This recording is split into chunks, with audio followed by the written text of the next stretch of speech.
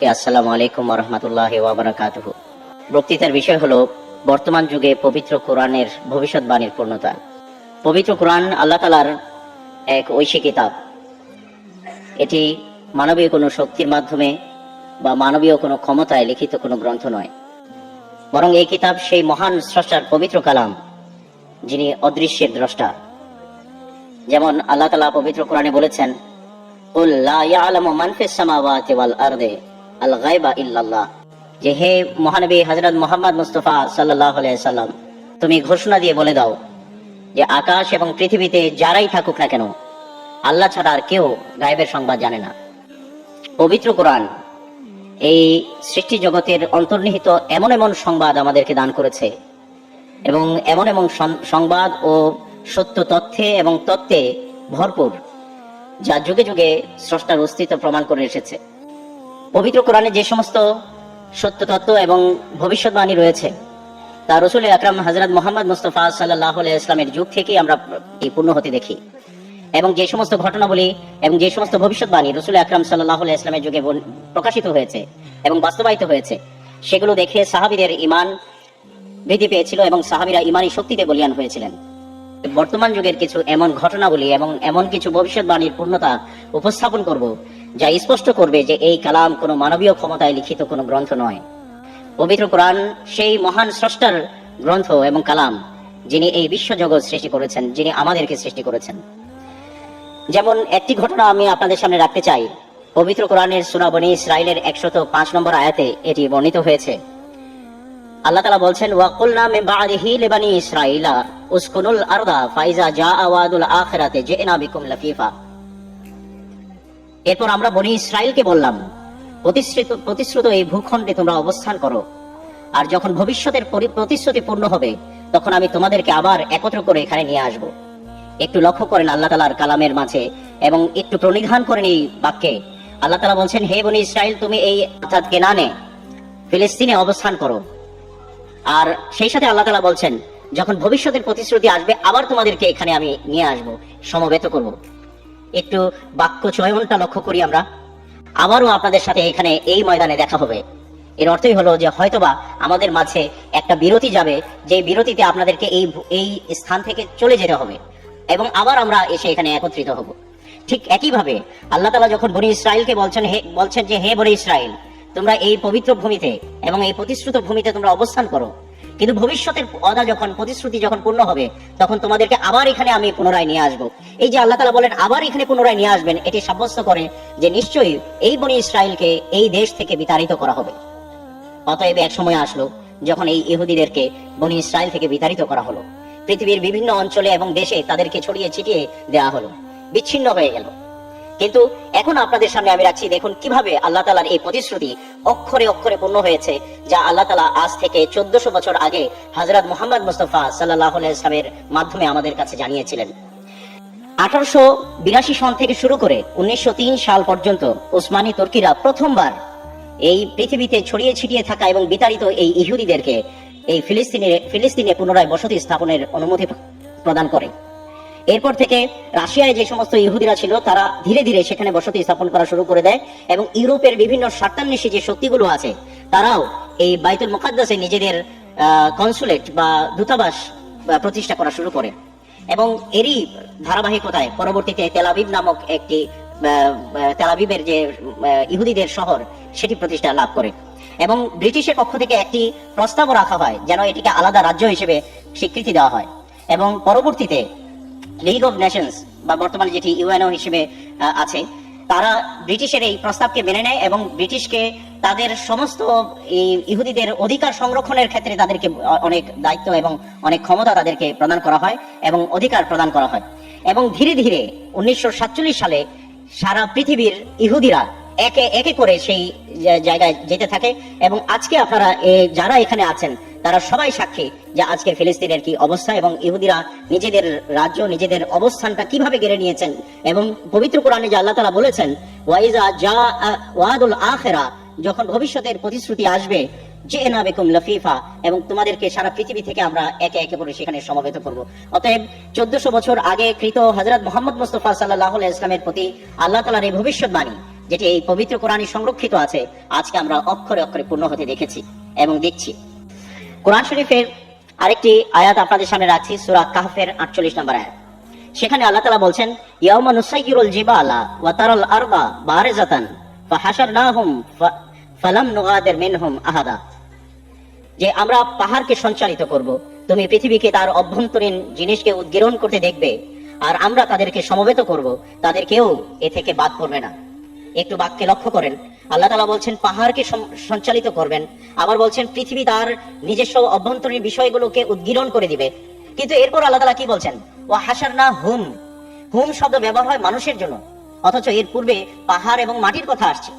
অতএব এখানে স্পষ্ট যে এখানে পাহাড় এবং মাটি বলতে পাহাড় এবং মাটিকে বুঝায়নি, বরং বুঝিয়েছে পাহাড় সম মানুষগুলো, শক্তিগুলো অর্থাৎ পরাশক্তিগুলো, এবং আর দিয়ে বোঝানো হয়েছে যারা সাধারণ মানুষ, যেটাকে আমরা অন্য ভাষায় ডিক্টেটরশিপ এবং ডেমোক্রেটিস এই হিসেবে আমরা বলতে পারি। তো আল্লাহ তাআলা ভবিষ্যৎবাণী করছেন যে এমন এক সময় আসবে যে সময়ে বড় বড় শক্তিগুলোকে পরিচালিত করা হবে, বড় বড় শক্তিগুলো যখন নিজেরা নড়ে চড়ে বসবে, তখন সাধারণ যে সমস্ত দেশগুলো, রাষ্ট্রগুলো রয়েছে, তারাও চুপ করে থাকবে না, নিজেদের স্বার্থের জন্য তারা কোনো না কোনো ব্লকের সাথে সংযুক্ত থাকবে। এবং এভাবে আল্লাহ তাআলা বলছেন, ওয়া হাশারনাহুম, এবং সকলকে আমি এক সুতোয় গেঁথে দিব, ফালাম নুগাদির মিনহুম আহাদা, পৃথিবীর কোনো একটি গোষ্ঠী জাতি এ থেকে বাদ পড়বে না। অতএব এখানে আল্লাহ তাআলা এক মহাযুদ্ধ এবং বিশ্বযুদ্ধের সংবাদ আল্লাহ তাআলা দিচ্ছেন। এক যুদ্ধ আমরা দেখেছি যে বিশ্বযুদ্ধ, মহাযুদ্ধ হয়ে গেছে, এবং আপনারা তৃতীয় বিশ্বযুদ্ধ সংগঠিত হবে, সেখানেও আপনারা এই বিষয়টি লক্ষ্য করবেন যে পৃথিবীর কোনো ব্লক, কোনো দেশ এ থেকে বাদ পড়বে না, প্রত্যেকে কোনো না কোনোটার সাথে নিজেদেরকে সম্পৃক্ত করবে। আর এভাবে হযরত মুহাম্মদ সাল্লাল্লাহু আলাইহি ওয়াসাল্লামের উপর নাযিলকৃত এই কিতাব, যা অদৃশ্যের দ্রষ্টা আল্লাহ তাআলার পক্ষ থেকে অবতীর্ণ হয়েছে, এই ভবিষ্যৎবাণীও আমরা এই যুগে স্পষ্টভাবে প্রমাণিত হতে দেখি এবং বাস্তবায়িত হতে দেখি। আল্লাহ তাআলা বলছেন, ইন্না নাহনু নাযালনা যিকরা ওয়া ইন্না লাহু লাহাফিজুন, যে নিশ্চয়ই আমরা এই পবিত্র কোরআনকে অবতীর্ণ করেছি এবং অবশ্যই আমরাই এর সুরক্ষাকারী এবং আমরাই একে সুরক্ষিত রাখবো। কত বড় একটি ভবিষ্যৎবাণী যে রাসূল আকরাম সাল্লাল্লাহু আলাইহি ওয়াসাল্লামের উপর যখন এই পবিত্র কোরআন অবতীর্ণ হচ্ছে, তখন সংরক্ষণের তেমন কোনো ব্যবস্থাপনাই ছিল না। আর যদি থেকেও থাকতো, তাহলে পৃথিবীতে দ্বিতীয় একটি গ্রন্থ দেখিয়ে দিন যে গ্রন্থের এই দাবি রয়েছে এবং যে গ্রন্থ এই দাবি করে বলতে পারে যে আজ থেকে 1400 বছর আগে সেই গ্রন্থ যেভাবে ছিল আজও ঠিক হুবহু সেভাবে সংরক্ষিত আছে, কিন্তু কেউ দেখাতে পারবে না। রাসূল আকরাম সাল্লাল্লাহু আলাইহি ওয়াসাল্লামের সময় যখন কোরআন শরীফ অবতীর্ণ হয়েছে, তখন বিভিন্ন গাছের ছাল এবং ভেড়া বা ছাগলের চামড়ায় সেগুলো লেখা হয়েছে। সেইখান থেকে যে পিএইচডি রিসার্চার আলফা ফেরেলি, তিনি তার বক্তব্য দিচ্ছেন যে আমি যখন এটিকে অনেক গভীরভাবে পরীক্ষা নিরীক্ষা করে দেখি এবং এর প্রত্যেকটি ফ্র্যাগমেন্টকে আমি পরীক্ষা করি, তখন আমি অবাক হয়ে যাই যে এটি তো সেই সময়কার যখন কিনা হযরত মুহাম্মদ মুস্তাফা সাল্লাল্লাহু আলাইহি ওয়াসাল্লাম ছিলেন। অর্থাৎ তারা আবিষ্কার করে বলছেন যে লেখাকে রিসার্চ করেছে যে এর মধ্যে কি লেখা আছে। সেই লেখা তারা উদ্ঘাটন করে দেখে যে বর্তমানে যে কোরআন শরীফ পাওয়া যায় এর সাথে হুবহু সেই লেখার মিল রয়েছে, এবং এটি আল্লাহ তাআলা ছাড়া আর কেউ করতে পারে নাই। আল্লাহ তাআলা যে ভবিষ্যৎবাণী করেছেন যে ইন্না নাহনু নাযালনা যিকরা ওয়া ইন্না লাহু লাহাফিজুন, যে আমরা এই জিকির অর্থাৎ এই পবিত্র কোরআন অবতীর্ণ করেছি, আমরা এর সংরক্ষণ করব, এর জ্বলন্ত প্রমাণ আমরা এই যুগে আমরা দেখতে পেয়েছি। এবং এই বস্তুবাদী লোকেরাও স্বীকার করতে বাধ্য হয়েছেন যে আমাদের কাছে এই পৃথিবীর মাঝে সবচেয়ে পুরনো টেক্সট এখন আমরা এই বিষয়টি আমরা পাচ্ছি, যেটি অরিজিনাল হিসেবে আমাদের কাছে রয়েছে। এই আয়াতে যেখানে আল্লাহ তাআলা একদিকে বলছেন যে ইন্না নাহনু নাযালনা যিকরা ওয়া ইন্না লাহু লাহাফিজুন, যে আমরা পবিত্র কোরআনকে সংরক্ষণ করেছি, এই সংরক্ষণের দুটো পন্থা রয়েছে। একটি হলো যেটি আমরা বললাম, এতক্ষণ আলোচনা করলাম যে এটি বাহ্যিকভাবে আল্লাহ তাআলা এটিকে সংরক্ষণ করেছেন, কিন্তু আরেকটি সংরক্ষণ রয়েছে যেটা এর অভ্যন্তরীণ অবস্থায় লুকিয়ে রয়েছে। যেমন রাসূল আকরাম সাল্লাল্লাহু আলাইহি ওয়াসাল্লাম বলেছেন, ইয়াতি আলা নাসি জামানুন লা ইয়াবকা মিনাল ইসলামি ইল্লা ইসমুহু ওয়া লা ইয়াবকা মিনাল কুরআনি ইল্লা রাসমুহু, যে রাসূল আকরাম সাল্লাল্লাহু আলাইহি ওয়াসাল্লাম বলছেন এমন এক যুগ আসবে যখন কোরআন শরীফ তার অক্ষরে অক্ষত থাকবে, সুরক্ষিত থাকবে, কিন্তু কি থাকবে না? এর অন্তর্নিহিত তত্ত্ব এবং বিষয়গুলো থাকবে না। কিন্তু আল্লাহ তাআলা তো অঙ্গীকার করেছেন যে আমি কোরআনকে সংরক্ষিত রাখবো। তাহলে এই ক্ষেত্রে আল্লাহ তাআলা কি করেছেন? এই বিষয়টি আমি আপনাদের সামনে রাখছি যে আল্লাহ তাআলা তার প্রতিশ্রুতি এবং কোরআন শরীফের এই ওয়াদা কিভাবে বাস্তবায়ন করেছেন। এই বিষয়টি বলার আগে আমরা যাই যে সেই ঘটনাটি কখন ঘটবে। যখনই আমরা বলি যে এটির সুরক্ষা করার কোন ব্যবস্থা আল্লাহ তাআলা করেছেন, এর অর্থই হলো যে অক্ষত হওয়ারও একটা সময় থাকবে এবং এর সম্ভাবনাও থাকবে। আমরা কোরআন শরীফে যখন গভীরভাবে দৃষ্টি নিবদ্ধ করি, তখন আমরা দেখতে পাই যে এটি তখন হবে, অর্থাৎ এই উন্মোচন, এই সুরক্ষার যে বিষয়টি উদ্ঘাটিত তখন হবে যখন আল্লাহ তাআলা কোরআন শরীফে বলছেন ইজা শামসু কুববিরাত, সেই সময় এই সুরক্ষার ভবিষ্যৎবাণী পূর্ণ হবে যখন সূর্যকে আচ্ছাদিত করে ফেলা হবে। ওয়াইজান নুজুমুন কাদারাত, এবং যখন এই নক্ষত্র রাজি নিষ্প্রভ হয়ে যাবে। ওয়াইজাল জিবাল সুইগেরাত, যখন পাহাড়গুলোকে পরিচালিত করা হবে। ওয়াইজাল ইশার উত্তেলাত, যখন 10 মাসের গর্ভবতী উটনিগুলো বেকার পড়ে থাকবে। ওয়াইজাল ওয়াহুশ হুশরাত, যখন বন্য জীব জন্তুকে একত্র করা হবে। ওয়াইজাল বিহার সুজ্জেরাত, যখন সমুদ্র বা জলধারাকে পরিচালিত করা হবে। ওয়াইজান নুফুস জুবজাত, এবং যখন বিভিন্ন জাতির মানুষকে একত্রিত করে দেওয়া হবে। ওয়াইজাস সুহুফ নুশিরাত, এবং যখন বই পুস্তক ব্যাপকভাবে প্রচার করা হবে, প্রকাশ করা হবে। ওয়াইজাস সামা ও কুশিতাত, এবং যখন আকাশের আবরণ উন্মোচন করে ফেলা হবে, আকাশের চামড়া ছিঁড়ে ফেলা হবে। এখন এই বিষয়গুলোর প্রতি আমরা একটু আলোকপাত করি যে আল্লাহ তাআলা এই যে ভবিষ্যৎবাণী করেছেন, এই ভবিষ্যৎবাণীগুলো আমাদের এই যুগে প্রকাশিত হয়েছে কিনা। প্রথম কথা হলো, আল্লাহ তাআলা বলেছেন ওয়াইজাস শামসু কুবিরাত, যখন সূর্যকে আচ্ছাদিত করে ফেলা হবে। এখন কুরআন শরীফ অধ্যয়নে আমরা দেখতে পাই, কুরআন শরীফে মহানবী হযরত মুহাম্মদ মুস্তাফা সাল্লাল্লাহু আলাইহি ওয়াসাল্লামকে আল্লাহ তাআলা বলেছেন সিরাজুম মুনীর, অর্থাৎ রাসূল আকরাম সাল্লাল্লাহু আলাইহি ওয়াসাল্লাম হলেন আধ্যাত্মিক এক উজ্জ্বল সূর্য। তাহলে ওয়াইজাস শামসু কুবিরাতের অর্থ হলো, যখন মহানবী হযরত মুহাম্মদ মুস্তাফা সাল্লাল্লাহু আলাইহি ওয়াসাল্লামের আদর্শ বিলুপ্ত হবে, অর্থাৎ মানুষ রাসূল আকরাম সাল্লাল্লাহু আলাইহি ওয়াসাল্লামের আদর্শের মাঝে টিকে থাকবে না। ওয়াইজান নুজুমুন কাদারাত, রাসূল আকরাম সাল্লাল্লাহু আলাইহি ওয়াসাল্লাম বলেছেন আসহাবি কান নুজুম, আমার সাহাবীরা হলো আকাশে নক্ষত্র রাজির মতো। অতএব এই আয়াতের অর্থ হলো, যখন সাহাবীদের আদর্শ মানুষ ভুলে যাবে। এখানে একটু আমরা বিশ্লেষণ করে দেখি। ওয়াইজাস শামসু কুবিরাত এর অর্থ হলো, যখন সূর্যকে আচ্ছাদিত করে দেওয়া হবে। একটি অর্থ আমরা বুঝলাম যে যখন রাসূল আকরাম সাল্লাল্লাহু আলাইহি ওয়াসাল্লামের আদর্শ থাকবে না। এই বর্তমান যুগে অনেক আলেম ওলামার বক্তব্য আপনারা পাবেন, বড় বড় বরেণ্য আলেম ওলামা এই স্বীকারোক্তি দিয়ে গেছেন যে রাসূল আকরাম সাল্লাল্লাহু আলাইহি ওয়াসাল্লামের আদর্শ এখন আর অনুসৃত করা হচ্ছে না। কিন্তু এর মাঝে অন্তর্নিহিত আরেকটি বিষয় রয়েছে, যে সূর্যকে আচ্ছাদিত করে দেওয়া হবে। কখন সূর্য আচ্ছাদিত হয়? আমরা দেখি যখন সূর্যের গ্রহণ লাগে। যখন সূর্যের গ্রহণ লাগে তখন সূর্যের সামনে চাঁদের অবস্থানে সূর্যকে ঢেকে দেওয়া হয়। তার মানে এখানে একটি ভবিষ্যৎবাণী রয়েছে, ওয়াইজাস শামসু কুবিরাত। এমন এক যুগের কথা আমি তোমাদেরকে বলছি, যেই যুগের একটি লক্ষণ হবে যখন সূর্য গ্রহণ হবে। তাহলে নিশ্চয়ই এমন একটা যুগের দিকে এর ইশারা রয়েছে, যার আমরা আরো বেশি তথ্য আমরা রাসূল আকরাম হযরত মুহাম্মদ মুস্তাফা সাল্লাল্লাহু আলাইহি ওয়াসাল্লামের কাছ থেকে পেতে পারি। এর আগে আমি বলে নেই যে সূরা কিয়ামতে এই বিষয়টিকে আরো স্পষ্ট করা হয়েছে। সেখানে বলা আছে ওয়া খাসাফাল কামার ওয়া জুমিআশ শামসু ওয়াল কামার, সেখানে বলা আছে চন্দ্রগ্রহণ হবে এবং চন্দ্র এবং সূর্য উভয়কে একত্রিত করা হবে, অর্থাৎ উভয়ের গ্রহণ হবে।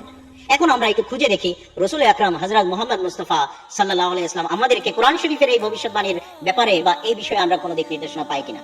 আমরা যখন হাদিস অন্বেষণ করি তখন আমরা দেখতে পাই রাসূল আকরাম হযরত মুহাম্মদ মুস্তাফা সাল্লাল্লাহু আলাইহি ওয়াসাল্লামের পরিবারের সদস্য হযরত আলী রাদিয়াল্লাহু আনহু বর্ণনা করছেন যে আমাদের মাহাদির জন্য এমন দুটি নিদর্শন আছে যে আকাশ এবং পৃথিবীর সৃষ্টি অবধি আর কারোর জন্য প্রদর্শিত হয়নি।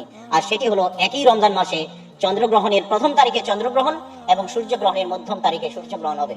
অতএব আমরা দেখতে পাই যে হাদিসে বর্ণিত এই তারিখ এবং মাস উল্লেখ রয়েছে। 1894 এবং 1895 গোটা পৃথিবীতে চন্দ্রগ্রহণ এবং সূর্যগ্রহণ সেই সময়ে যেটা হাদিসে বর্ণিত হয়েছে, সেই টাইমে এই চন্দ্রগ্রহণ এবং সূর্যগ্রহণ হয়েছে। অতএব ওয়াইজাস শামসু কুবিরাত এই ভবিষ্যৎবাণীও আল্লাহ তাআলা আমাদেরকে দেখিয়েছেন এবং আমরা দেখতে পাচ্ছি।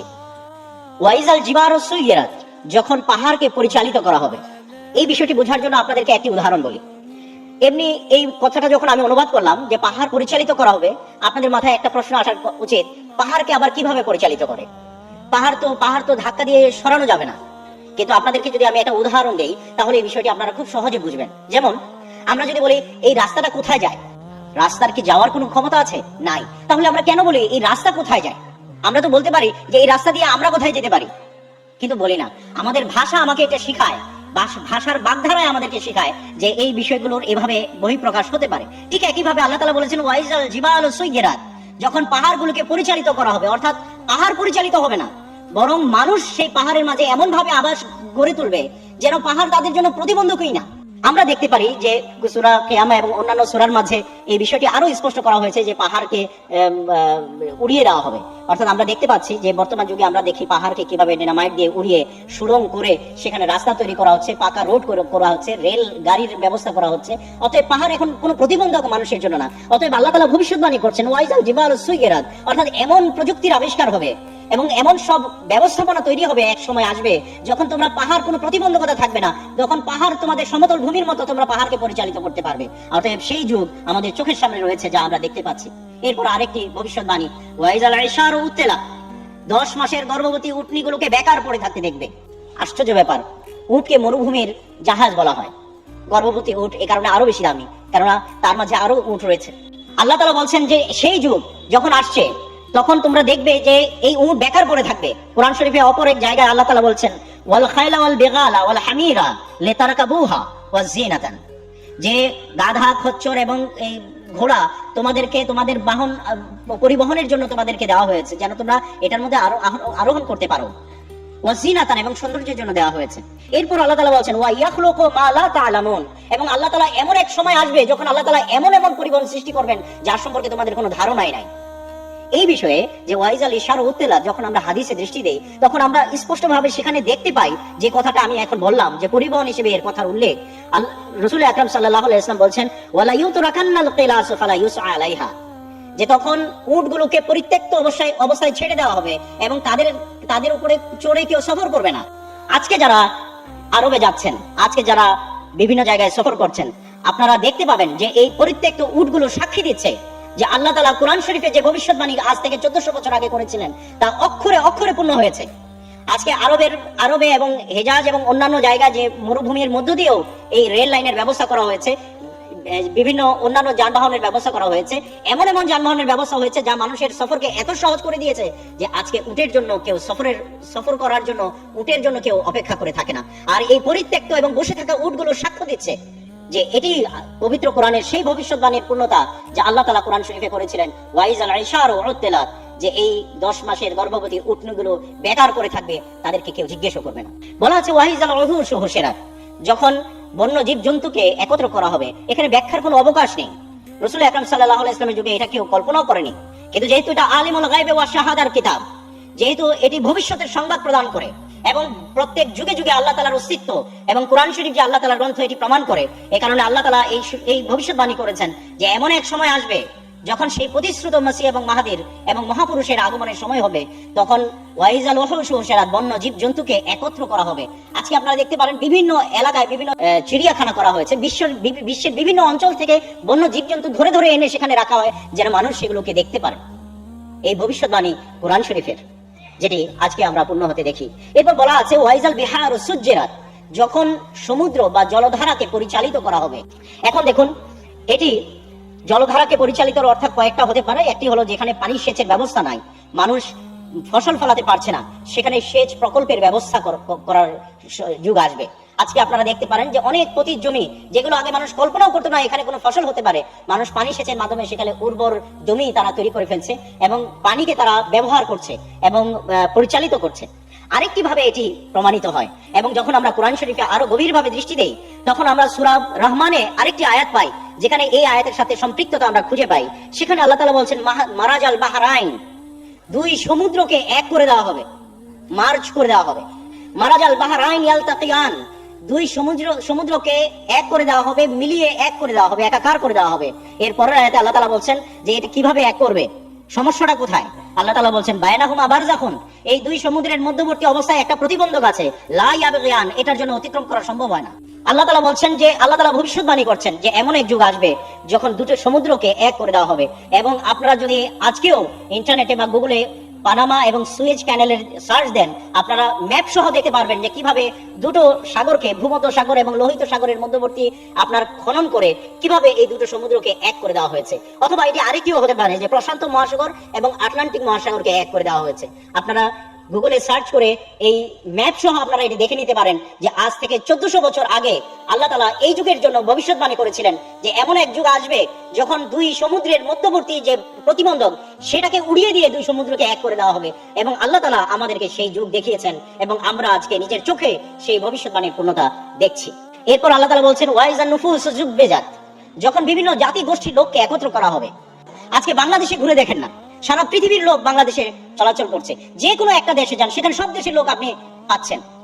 আল্লাহ তাআলা ভবিষ্যৎবাণী করেছিলেন যে আজ থেকে 1300-1400 বছর আগে আল্লাহ তাআলা ভবিষ্যৎবাণী করে রেখেছিলেন যে ওয়াইজান নুফুস জুববাজাত, যখন এই সমস্ত মানুষকে যেন একটি গ্রামে তারা পরিণত করে দিবে, সব জাতি গোষ্ঠীর লোকদেরকে। আরেকটি হলো আরো উন্নত পর্যায়ে যদি চিন্তা করেন তাহলে দেখবেন আপনাদের সোশ্যাল মিডিয়া, আজকে এখানে যারা ফেসবুক ইউজ করছেন, শুধু আপনি আমাদের সাথে কানেক্টেড না, বরং সারা পৃথিবীর সব মানুষের সাথে আপনার বন্ধুত্ব। এই যে ওয়াইজান নুফুস জুববাজাত, সমস্ত মানব জাতি এবং গোষ্ঠীকে একত্র করে দেওয়া হবে। এটি এই যুগের ভবিষ্যৎবাণী, যা অক্ষরে অক্ষরে আপনাদের হাতের মোবাইলে আপনার প্রমাণ আছে যে আল্লাহ তাআলা এই ভবিষ্যৎবাণী পূর্ণ করেছেন। এরপর আল্লাহ তাআলা বলছেন ওয়াইজা সুহুফ নুশিরাত, যখন পুস্তকাদি ব্যাপকভাবে প্রকাশিত হবে। আগে চিঠিপত্র পাঠাতে কত কষ্ট হতো, বই পুস্তক পাঠাতে কত কষ্ট হতো, মানুষ পাঠাতেই পারতো না। কিন্তু আল্লাহ তাআলা এমন প্রযুক্তি দান করেছেন এবং আল্লাহ তাআলা এখন এমন মানুষকে জ্ঞান বুদ্ধি এবং প্রযুক্তি দান করেছেন যে মানুষ এখন যে কোনো একটা বিষয়, একটা বক্তৃতার বিষয় হলো, সেটাকে ছাপিয়ে আগে প্রকাশ করে ফেলে। প্রত্যেকটা বিষয় লিফলেট আর পুস্তকাদিতে ছড়াছড়ি। শুধু তাই নয়, আপনারা জানেন যে ইমেইলের যে ব্যবহার, যে আজকে সবার মোবাইলে ইমেইলের ব্যবহার রয়েছে। ওয়াইজা সুহুফ নুশিরাত, সবার এখানে এই ব্যবস্থাপনা ছড়িয়ে যাচ্ছে। অতএব এটি একটি মহা ভবিষ্যৎবাণী যা এই যুগে প্রকাশিত হয়েছে। ওয়াইজা সামাউ কুশিতাত, যখন আকাশের আবরণ উন্মুক্ত করে ফেলা হবে। আজকে আমরা দেখি যে সারা পৃথিবীতে এই যে একটা বিপ্লব সাধিত হয়েছে, আকাশের বাইরে মহাকাশের বিভিন্ন বিষয় সম্পর্কে আমরা অবগত হচ্ছি। কেননা অ্যাস্ট্রোনমিতে এমন বিপ্লব সাধিত হয়েছে যেটি কোরআন শরীফের এই ভবিষ্যৎবাণী স্পষ্টভাবে প্রমাণিত করে। আমি সংক্ষেপ করব। এই সংক্ষেপে যাওয়ার আগে, যেহেতু আমি শুরু করেছিলাম ওয়া ইন্না নাহনু নাযালনা যিকরা ওয়া ইন্না লাহু লাহাফিজুন, এর ভবিষ্যৎবাণীর পূর্ণতার ক্ষেত্রে যে আধ্যাত্মিকভাবে এটি কিভাবে পূর্ণ হয়েছে, আর একটি ভবিষ্যৎবাণীর কথা বলে আমি আমার বক্তব্য শেষ করব। কোরআন শরীফের সূরা বুরুজের কয়েকটি আয়াত আপনাদের সামনে উপস্থাপন করছি। আল্লাহ তাআলা বলছেন ওয়াস সামায়ে যাতিল বুরুজ, এবং এরপর বলছেন ওয়াল ইয়াউমিল মাউদ ওয়া শাহিদু ওয়া মাশহুদ কুতিলা আসহাবুল উখদুদ আন-নারি যাতিল উখুদ ইযহুম আলাইহা কুউদ ওয়া হুম আলা মা ইয়াফআলুনা বিল মুমিনিনা শুহুদ। আল্লাহ তাআলা এই আয়াতে বলছেন যে কসম সেই নক্ষত্র রাজির, বা আরেক অর্থে যে 12 শতাব্দীর যে বুজুর্গরা এসেছেন তাদের কসম। ওয়াল ইয়াউমিল মাউদ, এবং এরপর যে প্রতিশ্রুত সময় আসবে সেই সময়ের কসম। এরপর বলছেন ওয়া শাহিদু ওয়া মাশহুদ, এবং যে প্রতিশ্রুত সময়ে যেই ব্যক্তি সাক্ষ্য প্রদান করবে এবং আল্লাহ তাআলার অস্তিত্ব সম্পর্কে মানুষকে অবগত করবে তার কসম। কুতিলা আসহাবুল উখদুদ আন-নারি যাতিল ওয়াকুদ, যে ইন্ধন বা জ্বালানি সমৃদ্ধ কূপের অধিকারীদের প্রতি অভিসম্পাত। ইযহুম আলাইহা কুউদ, যখন তারা এই আগুন প্রজ্বলিত করে এর চারপাশে এর পরিচর্যার জন্য দাঁড়িয়ে থাকবে। ওয়া হুম আলা মা ইয়াফআলুনা বিল মুমিনিনা শুহুদ, এবং এর চারপাশে থেকে মুমিনদের সাথে যে ধরনের আচরণ করা হচ্ছে সেগুলো তারা প্রত্যক্ষ করবে। ওয়ামা নাকামু মিনহুম ইল্লা ইউমিনু বিল্লাহিল আজিজিল হামিদ, এবং এই সমস্ত বিষয় মুমিনদের সাথে এই কারণে করা হবে কেননা তারা আল্লাহ তাআলা যিনি মহাপরাক্রমশালী এবং গুণগ্রাহী, তার কথা, তার প্রতি ঈমান আনার কারণে তাদের সাথে এই আচরণ করবে। তাদের সাথে ব্যাপক বিরোধিতা করা হবে, তাদের সাথে এমন কাজ করা হবে, তাদেরকে আগুনে নিক্ষেপ করা হবে, তাদের বাড়ি ঘরে আগুন প্রজ্বলিত করা হবে, এবং সেই সময় আশেপাশের লোকেরা তাকিয়ে দেখবে, হাসি তামাশা করবে। আল্লাহ তাআলা বলছেন এই কাজগুলো তারা এই কারণে, শুধুমাত্র এই কারণে করবে যে আল্লাহ তাআলার খাতিরে, মহাপরাক্রমশালীর আল্লাহ তাআলার খাতিরে তারা আল্লাহ তাআলার প্রত্যাদিষ্ট রাসূলকে এবং প্রত্যাদিষ্ট মহাপুরুষকে তারা মেনেছিল। কিভাবে ফেলিয়ে সেগুলো দেখেছে। কিন্তু আল্লাহ তাআলা বলছেন ইন্না বাতশা রাব্বিকা লাশাদীদ, হে মানুষ তোমরা শুনে রাখো আল্লাহ তাআলার পাকড়াও অনেক কঠিন। আল্লাহ তাআলা যখন ধরেন অনেক শক্তভাবে ধরেন। অতএব আমরা সেই ভবিষ্যৎবাণীর পূর্ণতা আজকে আমাদের চোখের সামনে দেখছি যে আল্লাহ তাআলা মোমেন বান্দাদের প্রতি যে ধরনের বিরোধিতা হবে তারও ভবিষ্যৎবাণী করেছেন। আর সেই ভবিষ্যৎবাণী আজ থেকে 1300 বছর আগে যে ভবিষ্যৎবাণী করা হয়েছিল, আজকে এসে আমরা চোখের সামনে সেই ভবিষ্যৎবাণী পূর্ণ হতে দেখছি। আল্লাহ তাআলা আমাদের সকলকে পবিত্র কোরআনের যে কল্যাণ এবং বৈশিষ্ট্য এবং এর যে মাহাত্ম্য এবং উত্তম এবং পূর্ণতা, এটি আমাদেরকে বিশ্বাস করার তৌফিক দান করুন। মুহাম্মদ ইসলাম বলছেন যেদিক থেকে দেখো না কেন দেখতে পাবে পবিত্র কোরআন হচ্ছে পূর্ণতম এবং সর্বোত্তম, আর এ থেকে এর অলৌকিকত্ব প্রমাণিত। আর এই কারণে পবিত্র কোরআনে কোনো বিশেষ ক্ষেত্রে অতুলনীয় হওয়ার কথা বলেনি। এই কারণে পবিত্র কোরআন কোনো বিশেষ ক্ষেত্রে অতুলনীয় হওয়ার কথা বলেনি, বরং প্রতি ক্ষেত্রে অতুলনীয় হওয়ার চ্যালেঞ্জ দিয়েছে। পারলে যে কেউ মোকাবেলা করতে আসে সে করতে পারে, রচনার দিক থেকেও সে করতে পারে, রচনা শৈলীর দিক থেকেও সে করতে পারে, প্রাঞ্জলতা বা কোরআন শরীফের ভাব প্রকাশ ভঙ্গির সাথেও সে করতে পারে, বিষয়বস্তু এবং উদ্দেশ্যের দিক থেকেও সে মোকাবেলা করে দেখতে পারে। ভবিষ্যৎবাণী এবং অদৃশ্যের খবরাদির বিষয়েও যা কোরআন শরীফ আমাদের কাছে উন্মোচন করেছে সেই বিষয়ে তারা মোকাবেলা করে দেখতে পারে। এক কথায় যে দিক থেকেই দেখো দেখতে পাবে পবিত্র কোরআন সাক্ষাৎ এবং মূর্তিমান এক মুজিজা এবং অলৌকিক নিদর্শন। আসসালামু আলাইকুম ওয়া রাহমাতুল্লাহি ওয়া বারাকাতুহু।